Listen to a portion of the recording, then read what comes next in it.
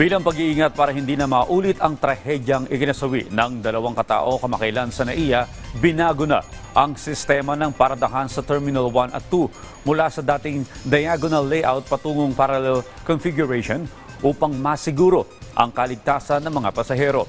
May detalye si Bernard Ferrer, live. Rise and shine, Bernard.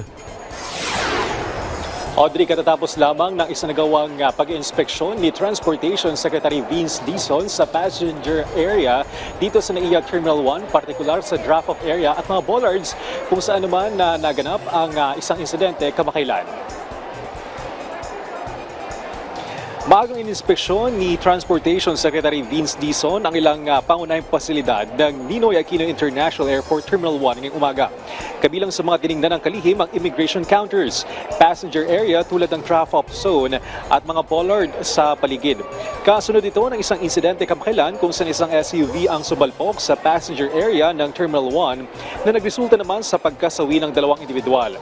Bilang tugon, binago na ang sistema ng pagparada sa Terminal 1 at 2 mula sa dating diagonal layout patungong parallel configuration upang masiguro ang kaligtasan ng mga pasahero.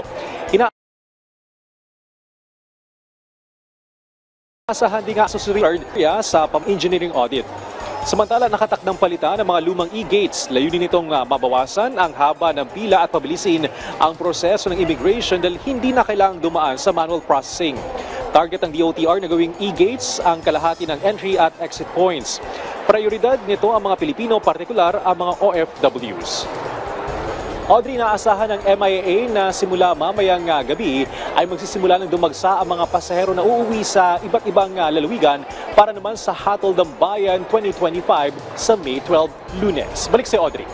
Maraming salamat, Bernard Ferrer.